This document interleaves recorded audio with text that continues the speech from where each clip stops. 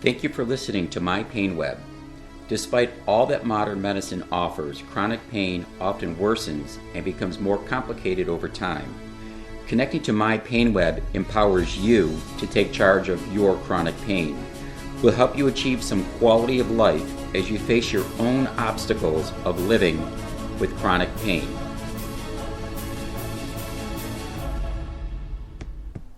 You are listening to My Pain Web podcast, episode 11, Get Physical with Chronic Pain. Today we're talking about what does being physically active have to do with chronic pain. So let's get started. Hey everybody, Steve Connick here, and welcome to My Pain Web podcast. If this is your first time listening, then thanks for coming. The My Pain Web podcast is the place where we talk about what it means to be suffering in a pain web. We listen, we share, we connect, we clarify, we cry, and we laugh. Together, we empower and motivate to create confidence, worth, and self-esteem. My Pain Web helps you achieve a quality of life as you face the obstacles of living with chronic pain. You can connect to many chronic pain details and information at any time at mypainweb.com. Come back often and feel free to add the podcast to your favorite RSS feed or iTunes. You can also follow me on Twitter at mypainweb and on Facebook. Today's show discusses what does being physically active have to do with chronic pain. Quite simply, everything. I'm going to repeat that. What does being physically active have to do with chronic pain? Everything. You see, being physically active while battling constant chronic pain is vital. Now, important, unless your doctor has placed specific physical restrictions, you must remain physically active. If you're unsure, ask your doctor for a green light authorization to get active. You see, chronic pain will not go away on its own. And over time, your chronic pain will most likely worsen and become more complicated due to you being inactive and living a sedentary lifestyle.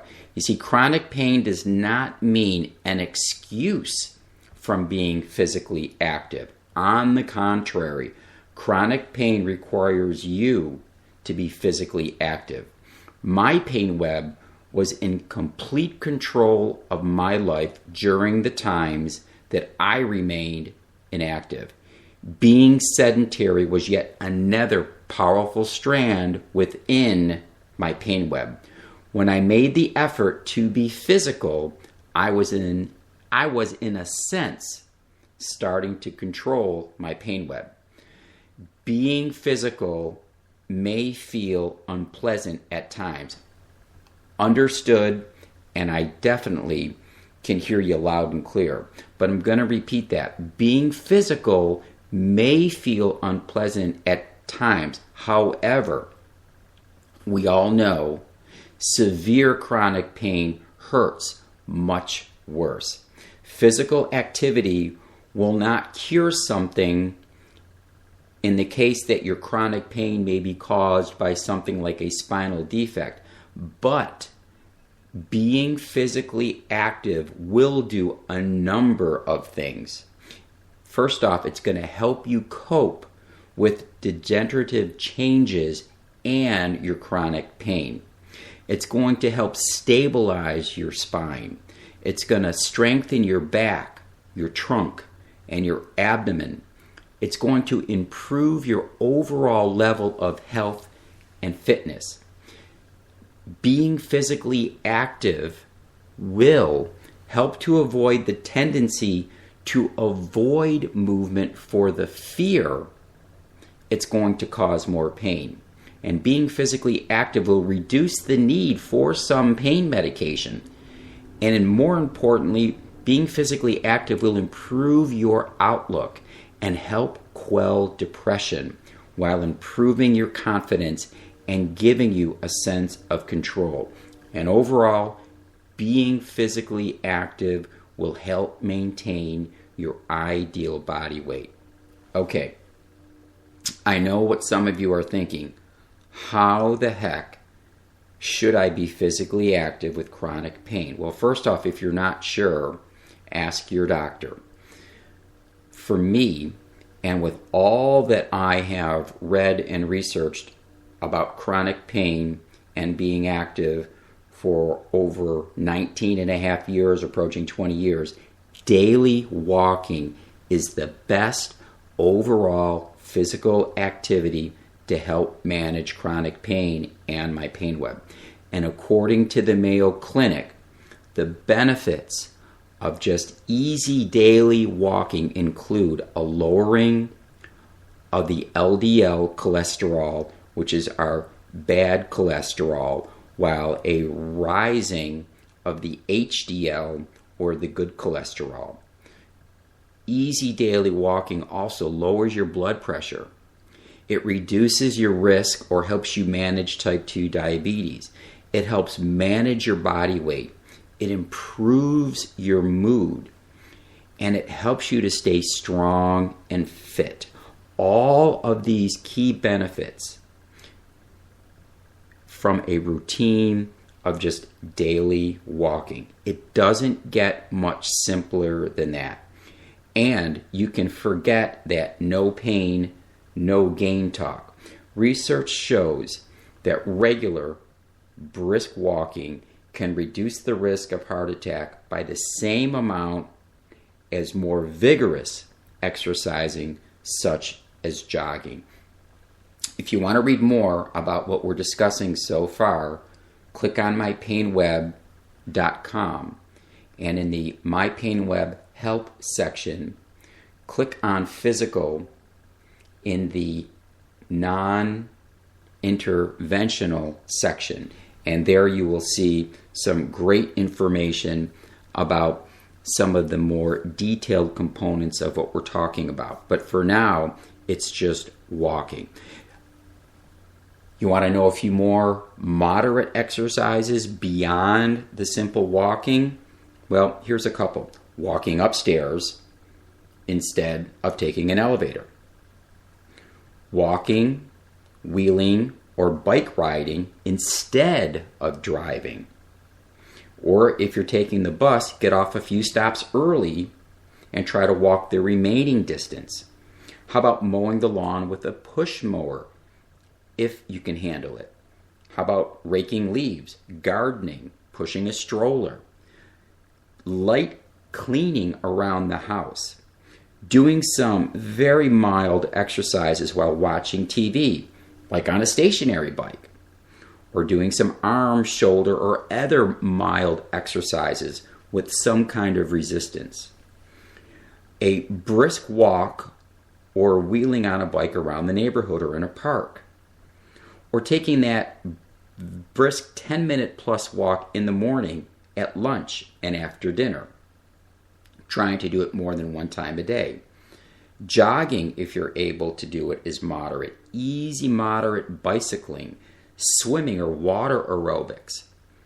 Easy racket sports, golf. Dancing is an excellent moderate activity.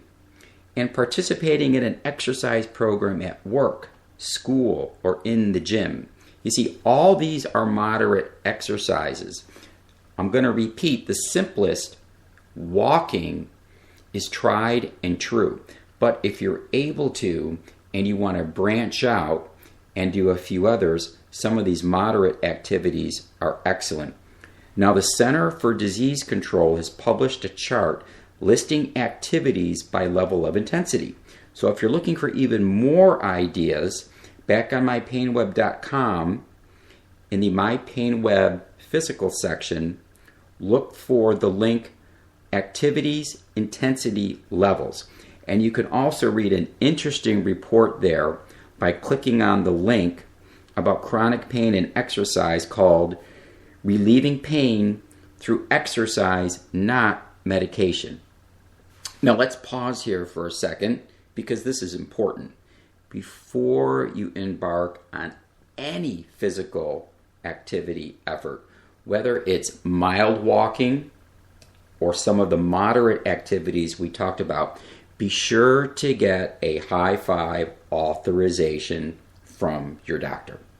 Now, if you're not sure on how to get started, what I've done in the past, you can check with your health insurance carrier. Most of them will pay for a certain number of physical therapy and or personal training sessions with a certified personal trainer.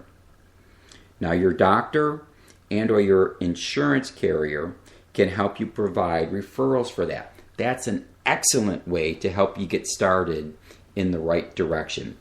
Another very effective and simple way to get started, I've done this many times, use a buddy system. Walk your neighborhood and or your mall with a buddy, with a friend. It's a great way to not only get started, but to keep yourself in that type of program and to keep yourself motivated. On a side note, if you smoke, stop. Smoking will further complicate your pain web, without question.